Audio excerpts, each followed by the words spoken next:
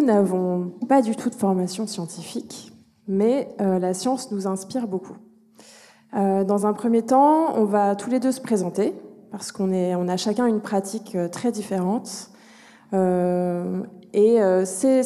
la première fois qu'on a collaboré finalement sur un projet artistique. Mais depuis, on aime bien continuer à faire des séries ensemble. Alors moi, Caroline, j'ai une pratique... je pratique le dessin, la sculpture, et depuis un peu moins longtemps, je réalise des films. Et ça fait une dizaine d'années que la science, et notamment l'observation du monde, l'astrophysique, m'inspire énormément. Je pars à la rencontre de chercheurs dans des observatoires, des laboratoires, dans le monde entier. Ça nourrit ma pratique et j'ai une fascination pour les instruments d'observation, des microscopes jusqu'aux télescopes. Je crois que ce que j'ai pu un peu comprendre au fil de mes rencontres avec les chercheurs, c'est qu'on partage beaucoup de choses avec ces chercheurs, les artistes et les chercheurs. On est animés par une même quête qui est celle de la compréhension du monde qui nous entoure. On emploie des langages différents pour s'exprimer, mais en tout cas, on est animé par peut-être la même fascination, parfois les mêmes questions, en tout cas. Donc moi, je suis photographe. Je suis beaucoup plus terrestre, on va dire. Les questions du vide, de l'espace, de la mort m'ont toujours terrifié. Donc je me suis pas trop posé sur ces questions parce que ça m'angoisse terriblement. Voilà, moi je travaille dans la mode, je fais des covers d'albums, je fais des documentaires. En bas, on voit un documentaire que j'ai fait en Inde. Donc un peu rien à voir avec ce panel. Mais ce qui m'amène ici, c'est que depuis tout petit, moi je suis dans mon laboratoire de photographie, donc je fais des photos argentiques. Quand j'avais 15 ans, j'avais mon labo noir et blanc, où je passais des heures là-dedans. Et depuis quelques années, j'ai un laboratoire couleur, où j'expérimente en fait la couleur. En 2019, j'ai été invitée au laboratoire d'astrophysique de Marseille en résidence, où pendant un an, j'ai pu observer le chantier de fabrication d'un télescope spatial qui s'appelle Euclide. Et donc j'ai pu rentrer dans ces espaces très inaccessibles de salles blanches, c'était fascinant. Et j'ai vu beaucoup de poésie en fait dans cet endroit qui a priori était plutôt très froid, très aseptisé, mais qui m'a inspiré un film, À ta recherche. Et en fait, en déambulant un peu dans ce laboratoire, où parce qu'en France on est bien moins bien organisé qu'en Suisse, il y avait beaucoup de choses qui traînaient un peu partout, et des réserves avec des placards, avec des archives incroyables, et des boîtes dans lesquelles j'ai vu des négatifs qui étaient... et donc, moi, je les ai trouvés magnifiques, et les chercheurs du laboratoire m'ont dit, en fait, on va les jeter, on va s'en séparer, on ne sait pas quoi en faire, c'est obsolète. Quelques semaines plus tard, j'ai reçu par la poste une boîte dans laquelle se trouvaient environ 200 négatifs et plaques de verre de toute une archive d'astrophysique avec des images, voilà. Là, on les voit sur une table lumineuse. Et en fait, donc cette boîte, donc nous habitons ensemble, si c'était pas clair.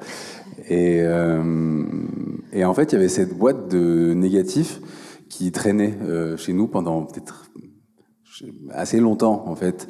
Et moi, donc, je suis curieux de nature. Et en fait, c'est les formats de négatifs que je tire moi dans mon labo. Enfin, pour moi, c'est très familier en fait, tous ces négatifs. Et je vais au labo un jour sur deux tirer mes photos pour des magazines ou des covers ou des clients. Et ça m'énervait en fait de pas tirer ça en fait. Pour moi, un négatif, il faut le tirer, c'est pas une finalité quoi. Et donc j'ai dit à Caro, mais viens au labo.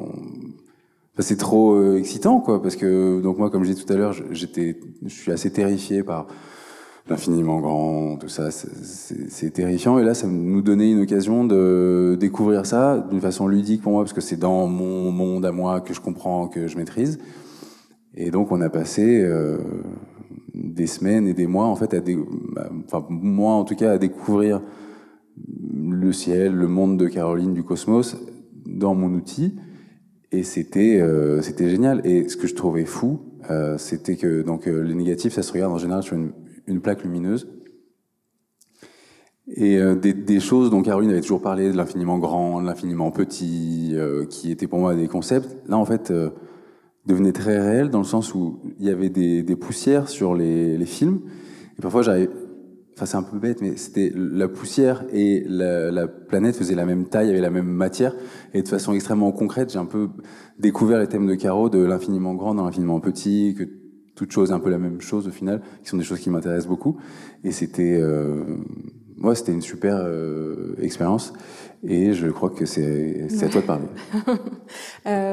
Et oui, et donc cette obsolescence, on l'a trouvée très belle, très poétique. C'est-à-dire qu'une image, à partir du moment où elle est prise, elle est presque déjà dépassée. Enfin, ça va très vite, la technologie évolue. Et toutes ces images n'ont plus aucun intérêt scientifique, si ce n'est qu'elles ont un intérêt historique. Mais pour nous, elles avaient un vrai intérêt esthétique et poétique. Et graphique, en fait. Nous, on est vraiment donc, voilà, des artistes, on est passionnés par... Enfin, on a des émotions très fortes avec des choses comme la date du 26 qui est revenue 3 fois. Il y a 26 novembre, 26 septembre, 26 juin. Et en fait, c'est tout un corps très graphique qu'on a découvert. Et donc, on fait un livre avec une éditrice qui s'appelle Area Books. Voilà, donc ce projet, on l'a développé au fil du temps, on a fait des tirages, il y en a dans l'exposition que vous pourrez voir si ce n'est pas déjà vu. Et moi, j'avais envie de parler quand même du laboratoire, parce que pour toi, c'était quelque chose d'assez habituel, enfin, tu pratiques ça depuis longtemps. Mais moi, ce qui m'a énormément marqué quand j'ai découvert le laboratoire, c'est qu'on doit pratiquer dans le noir complet. Et donc, ça m'a vraiment... j'avais cette sensation d'espace, justement, et d'inconnu. C'est-à-dire qu'on doit mémoriser tous les gestes qu'on va faire. On est plongé dans le noir. Et tout d'un coup, il y a cette peur un peu primitive qui revient dans le corps. Mais c'est très serein. On doit... on sait ce qu'on va faire. Mais on est vraiment... Enfin, moi, j'avais l'impression d'être dans l'espace. Je me sentais complètement flottée dans ce laboratoire. Et je me sentais proche, en fait, des astronomes qui... Et je me disais, mais quel courage ils ont d'aller partir comme ça pour nous tous, pour nous rapporter de la connaissance. Et voilà, donc il y avait un parallèle assez beau entre ce laboratoire et l'espace. Et il y a ce moment assez magique aussi de la révélation de l'image, parce que quand on fait tout ce processus, on voit rien. Puis on dépose le tirage dans une machine qui va agir, qui va révéler ensuite l'image. Et donc le moment de la révélation, il est aussi hyper excitant, et ça me fait penser aussi à quand on envoie un télescope dans l'espace, on sait pas quelle image on va voir. Il y a toujours ce moment de la révélation de la première image qui est vraiment magique. Et aujourd'hui, donc on montre cette série. On a eu la chance d'exposer. La première fois, c'était à la Galerie Laurence Bernard, ici à Genève, dans une exposition qui s'appelle Pollen, et où les tirages étaient aussi... Enfin, il y avait une filiation entre la poussière de pollen des fleurs et la poussière céleste. Puis en Espagne aussi, les images ont voyagé dans un espace en Espagne. En ce moment à Paris, enfin l'exposition vient juste de se terminer, mais on a aussi montré les images à Paris. Et aujourd'hui, alors on regrette de ne pas pouvoir vous le montrer parce qu'on a eu un petit retard d'impression, mais on travaille sur un livre, donc une éditrice qui s'appelle Area Books, qui est venue nous rencontrer, qui a aimé ce projet et qui nous a proposé en fait de faire toute une présentation de l'archive elle-même, puis des tirages en résonance avec l'archive.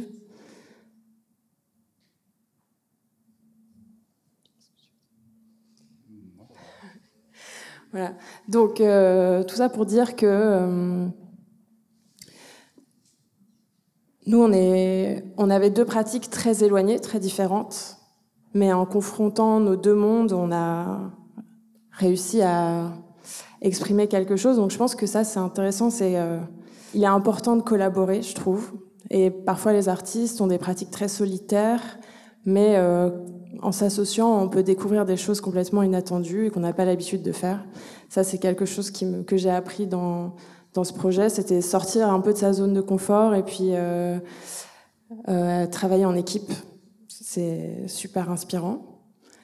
Et voilà, si vous avez des questions par la suite, on sera ravis d'échanger avec vous. Merci pour votre attention. Merci.